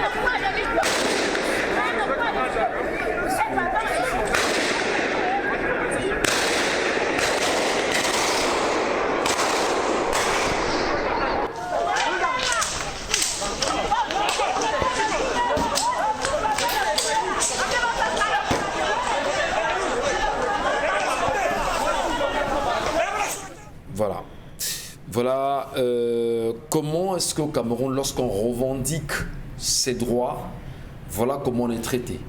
Oui, tout à fait. Et c'est justement, on va dire, des hommes en tenue qui y sont. C'est triste, hommes en tenue, oui, mais si on voyait les gendarmes ou les policiers, ça serait mieux, ce serait compréhensible, parce que lorsqu'on parle des indemnisations, c'est d'abord les sous-préfets, dont les autorités administratives, sous-préfets, préfets, avant que ça n'arrive au gouverneur, et les autorités administratives peuvent mettre en marche les forces de l'ordre, forces du maintien de l'ordre. Oui. Voilà. Mais ici, c'est les forces de troisième catégorie. Ils ne peuvent sortir que lorsque nous sommes en guerre contre une force étrangère. C'est ça le principe. Ici, est-ce qu'on les a assimilés au grand banditisme? Même si c'est le grand banditisme, il faudrait que les forces de maintien de l'ordre, donc les gendarmes et les policiers, soient dépassés, débordés, et que en face on ait utilisé, j'allais dire, des armes lourdes. C'est une violation quand même. Mais absolument. Le gouvernement camerounais est passé là dans le non-paiement des indemnisations. Je vous avais fait état ici, et c'est là où, quand c'est bien, il faut dire que c'est bien. J'avais apprécié d'ailleurs Niat Ndjifendi Marcel lorsqu'il était directeur général de la SONEL, la Société nationale d'électricité du Cameroun. Il avait payé, je pense, à 2 ou 3 reprises les populations à Bankim pour la construction du barrage à Mapé. Mais cet argent était détourné régulièrement par les autorités administratives. C'était autour. À un moment donné, on vous dit non, c'est le préfet de Bagno qui doit. Après, on vous dit c'est le préfet de Noun. Vous voyez, donc, comme ça. Et à Kribi, vous avez vu ce qui est arrivé avec les indemnisations de population. Je pense qu'il y a beaucoup d'autorités administratives et de hauts cadres de MINCAF qui sont en dé. Mais ici, c'est condamnable. Que viennent faire les militaires, forces de troisième catégorie, pour une revendication normale? Et voilà des choses. C'est vrai qu'on a eu juste un bout d'image, parce que les images que nous avons sont assez graves quand même. Non, on ne peut même pas les diffuser pendant longtemps. Oui, c'est triste quand ça arrive. Charles Amel, ces images font le tour de la toile aujourd'hui. Finalement, le Camerounais n'a plus de droit. La force fait le droit au Cameroun. Monsieur Michel Gatou, je vais à la suite de Mbambok. Nous sommes dans la localité de Djoum. plus précisément à Bikola, où les populations exigent leur indemnisation. Est-ce que c'est du ressort du sous-préfet ou du préfet de pouvoir faire descendre des forces de défense? Première question. Qui est l'ordonnateur? C'est la question maintenant, la bonne question qu'il faut se poser, parce que les faits palpables sont déjà là. Qui est l'ordonnateur de cette descente, de cette sortie des forces de défense sur le terrain? N'y a-t-il pas des unités de police ou de gendarmerie dans ces différentes zones qui pouvaient arriver à maintenir, on va dire, les différentes populations? Autre point d'interrogation. Lors du dernier conseil ministériel de l'année 2020, le Premier ministre avait instruit le ministre des Domaines, du Cadastre et des Affaires foncières de régler urgemment, telle était l'expression, cette réunion avait tenu 2 heures, de régler urgemment les questions des indemnisations des personnes impactées dans les projets de réalisation, projets énergétiques et des infrastructures. L'argent a été décaissé, M. Michel Gachou. Quel est donc l'intérêt? À peine quelques heures après, on se retrouve à avoir ces cas, M. Michel Gachou, qui voudrait donc mater les populations pour un argent qui a déjà été décaissé. Qui souhaiterait avaler, vous employez les bonnes expressions, avaler cet argent au détriment de cette population. C'est quand même des gens qui ont leur terre. Depuis des années, où on a enterré des parents, des frères, des sœurs, où on fait des plantations, où on fait de la pêche. C'est des autochtones. C'est des autochtones, M. Michel Gachou. Et qu'aujourd'hui, on se retourne là avec des... Mais lorsque j'ai vu ces images et j'ai entendu ces coups, était-ce l'arme blanche? Je ne suis pas spécialiste. Était-ce M. Michel Gachou? Et vous savez que la zone de Djoum, forcément, il y a dans cette zone des bases de formation militaire et tout. Est-ce que c'est des élèves qu'on a fait sortir? Auquel cas, il faudrait qu'on interpelle le directeur de centre qui lui a donné l'instruction de le faire. Je pense que là, c'est un sujet assez grave. J'espère que nous avons des politiciens, des élus, des parlementaires encore capés. Et n'oublions pas qu'après cela, il y a eu des personnes qui sont sous mandat de dépôt. Autant d'interpellations, des réflexions qui nous poussent. Regardez, on vient de finir avec les hémodialysés qui ne parviennent pas à faire des dialyses, les diabétiques qui ne parviennent pas à avoir l'insuline, les tuberculeux. Et maintenant, on vous dit que voici une population qui revendique. Vous voyez que 2020 n'était qu'une année de revendication. On entre en 2021 encore. Je vous ai dit qu'il n'y a aucune différence. Vous avez trop jubilé pour 2021. Ceux qui sont partis sont revenus avec les bosses, vous avez vu. Alors Dominique Audrey, lorsque les gens sont aujourd'hui soumis à la justice parce qu'ils revendiquent simplement leurs droits, là c'est à Djoum effectivement. Est-ce qu'on va dire... Non, ce n'est pas ça, à Bikoula. Je m'en excuse. Le camp militaire c'est à Djoum. Est-ce qu'on va dire véritablement que on est dans un pays de droit, où on a un pays de force. Oui. Le hora, comme on dit au quartier. Donc on fait le hora aux populations. La rache-rache. Non, c'est pas la rache-rache. Non. La rache, c'est que je t'arrache, tu m'arraches. Mais le hora, c'est que ça t'appartient. J'ai bien fait. Oui. Voilà. Comment on résout ça? Il n'y a pas les abeilles là-bas? Je me pose la question, oui. Non, pas les abeilles physiques. Il y a un autre genre d'abeilles là, on connaît. Peut-être on devrait employer ça pour ces gens. Simplement, c'est faire preuve encore une fois, de mesquinerie, que d'inquiéter des gens simplement parce qu'ils sont venus revendiquer les terres de leur père. C'est méchant d'avoir ce genre de situation et que les responsables continuent de dormir paisiblement chez eux. Mais le bon côté des choses, c'est que aujourd'hui, les réseaux sociaux sont devenus une forme de pression. Et il faudrait que la pression soit vraiment forte pour que ces personnes-là, soient relaxés et enfin qu'on leur donne leur argent, auquel cas qu'ils redescendent encore dans la rue. Mais on prend votre argent, on prend vos terres, on prend votre argent, on vous arrête, on vous met en prison aujourd'hui et on va dire justement qu'on est dans un pays gouverné et on s'en souvient que pendant les élections présidentielles vous étiez les premiers à courir voter pour X parce qu'en réalité vous espérez avoir des subsides. Mais on les a trompés, et peut-être même qu'on devrait interroger. Est-ce que vous ceux qui ont voté pour X? On devrait interroger même le corridor qui devait relier le Cameroun au Congo avec une enveloppe globale, je crois, de 27 milliards qui aurait dû certainement être terminé depuis. Pourquoi ce corridor, malgré le fait que c'est sûr, c'est à crédit qu'on ait fait ça, n'est pas encore terminé? Pourquoi là, la question s'adresse à monsieur Njumesi Njumesi. Oui, ça c'est une autre question à lui poser, mais vraiment, franchement, si ces gens-là n'ont pas leur argent, qu'ils redescendent. C'est vrai qu'on a vu un monsieur avec une tête percée. C'est ça, c'est aussi ça, les conséquences. La révolution n'est pas un long fleuve tranquille. Donc il faut qu'on ait des fous, comme vous dites. 105 km seulement, sans Mélimadjoum. C'est 88 km. C'est 100 Mélimadjoum, oui. C'est 100 Mélima Bikula Djoum, et maintenant le reste. Maintenant, le problème, c'est que 100 Mélimadjoum n'est pas encore terminé. Mais non, terminé ou pas, quand on fait ce qu'on appelle les levées topographiques. On vient donc casser, on répertorie les torts, les jambes, les choses qu'on va couper. On indemnise d'abord avant le premier coup de oui. Avant le premier coup que l'engin vienne commencer le terrassement, on indemnise d'abord. Et pour des populations dont les maisons seront cassées, on les recase.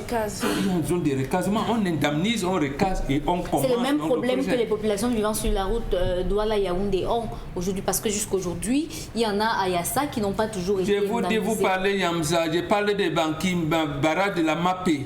Si vous allez là-bas dans le Mayo Bagno, les populations ont été déguerpies, ils ont regagné les terres là-bas, on les chasse tous les jours. Parfois, alors qu'on les a déguerpis, ils n'ont jamais été indemnisés.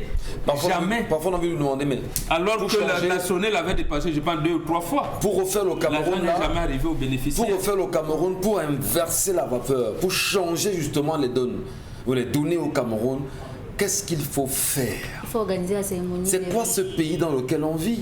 On est conscient qu'on fait du mal aux gens. Il a dit en fin d'année qu'il va renforcer la démocratie. C'est peut-être comme ça. D'ailleurs, la question de la CNI se pose aujourd'hui. Le hashtag je veux ma CNI. Oui. Ça fait depuis le 2 décembre que ce hashtag a vu le jour. Et je peux vous dire que sur les réseaux sociaux, particulièrement Twitter et Facebook, c'est déjà plus de 4000 personnes qui le partagent au quotidien. Je veux ma CNI. Maintenant, il y a un autre qui accompagne je veux ma citoyenneté. Donc, ils sont vraiment nombreux, les Camerounais, qui réclament. Il y en a qui ont fait des témoignages, qui disent que leur CNI, ils ont entamé les processus depuis 2016. Et ils ont déjà les formats qu'on a ajoutés sur la CNI, on a agrafé pour qu'ils puissent proroger à chaque fois qu'on arrive à la date de péremption. Est-ce que vous savez que c'est un gombo? Maintenant, qu'est-ce qui est gombo maintenant? Les prorogations? Non, c'est un gombo parce que chaque fois que vous êtes sur l'axe lourd, vous allez toujours retrouver, si vous voyagez, les personnes qu'on fait descendre, on fait asseoir même la terre, ils expliquent que voilà, c'est pas de notre faute. Et toi, on dit que monsieur, vous êtes condamnable du fait de n'avoir pas ou soit vous. Allez à Nomayos, à l'entrée. Et ça bien que ce papier est tellement léger. Au bout d'un an, je n'ai pas. Moi, je suis sans papier. Allez, on va justement marquer une deuxième pause avec Consti Lamine qui nous retrouve cette fois-ci. Et il vient nous parler effectivement de Von Bio, Consti Lamine. Vous êtes là encore ce matin? Je suis encore là, comme d'habitude, vous savez, c'est mon boulot. Ma passion, c'est la vente. Ma mission est de permettre aux téléspectateurs qui nous regardent en ce moment d'avoir des produits de très, très bonne qualité à des prix vraiment dérisoires. Telle est l'une des priorités du concept Salaka, qui est ce concept de communication, de vente sur les antennes de Kinos Radio et Télévision. Et c'est l'occasion pour moi d'attirer l'attention des opérateurs économiques camerounais qui regardent en ce moment, des hommes d'affaires, des commerçants, des chefs d'entreprise. Vous avez besoin de valoriser votre produit, vous avez besoin de vendre au maximum, plus besoin de chercher les médias à 14h. La solution, c'est avec le concept Salaka et surtout, c'est à la radio et télévision Equinox. Oui, parce que Salaka aujourd'hui se présente comme un véritable label de communication et de vente des produits de qualité à des prix vraiment dérisoires. Alors, nous allons tout de suite parler de l'un de nos produits qui fait d'ailleurs la fierté des téléspectateurs de cette émission. C'est bien entendu le Von Bio. Et quand on parle de Von Bio, on parle d'une toute une gamme dans laquelle vous avez le Von Bio Oméga 3, le Von Bio Libido pour ceux qui ont besoin, bien entendu, c'est-à-dire de satisfaire, d'avoir l'harmonie dans le couple. Vous avez le Von Bio Détox. Il est important de se désintoxiquer l'organisme, surtout en cette début d'année. Il est important. On a beaucoup mangé en décembre, on a tellement bu en décembre, donc il faudrait désintoxiquer votre organisme. Avec quoi devrait-on désintoxiquer désintoxiquer l'organisme, c'est avec le Von Bio Detox qui est également en vente au magasin 1001 tapis. À côté bien sûr du Von Bio Detox, on a également un Von Bio uniquement pour les femmes. Alors j'invite ces femmes-là à venir au magasin 1001 tapis, à appeler davantage pour en savoir sur le Von Bio Libida. Retenez bien sûr le nom. Le Von Bio Libida est également en vente du côté du magasin 1001 tapis et c'est un Von Bio réservé uniquement aux femmes alors que le Von Bio Libido est réservé uniquement aux hommes. On parle également d'un lait de toilette, le Von Bio Lotion. C'est un lait de toilette qui permet d'embellir la peau des diabétiques, de la protéger, de la nourrir et bien entendu de permettre aux diabétiques d'avoir une peau saine, une peau belle, une peau toujours en bonne santé. Alors je vous conseille tous nos amis diabétiques, votre lait de toilette est également disponible au magasin 1001 tapis. Nous allons revenir sur le Von Bio Oméga 3. Ce Von Bio Oméga 3 qui présente plusieurs avantages. Tout d'abord, il permet de réduire les complications du diabète. Le Von Bio Oméga 3 permet d'assouplir les articulations. Il permet de nous prévenir contre les AVC. Le Von Bio Oméga 3 permet également de stabiliser notre tension. Alors, je vous le conseille vivement. Vous l'avez au magasin 1001 tapis. Les numéros de téléphone, vous les avez. Les modalités de livraison, vous les connaissez déjà. Le point de vente, c'est au magasin 1001 tapis, ouvert de lundi à samedi, de 9h à 18h. Merci beaucoup et bonne année à tous les téléspectateurs de cette émission et surtout à tous les clients du concept Salaka. Est ouvert aujourd'hui sur les réseaux sociaux. Je veux ma CNI. S'il n'y a pas de réelle pression de la part des Camerounais pour obtenir la CNI, ils ne l'auront pas. Et il y en a qui depuis presque 3 ans aujourd'hui n'ont pas de carte nationale d'identité. Et vous comprenez en réalité que vous devriez, madame, monsieur, vous intéresser aux affaires de la nation en faisant de la politique. Si vous ne faites pas la politique, elle va vous faire. Et au pire des cas, je vous le dis tous les jours, elle va vous broyer. Restons forts. À demain pour le combat.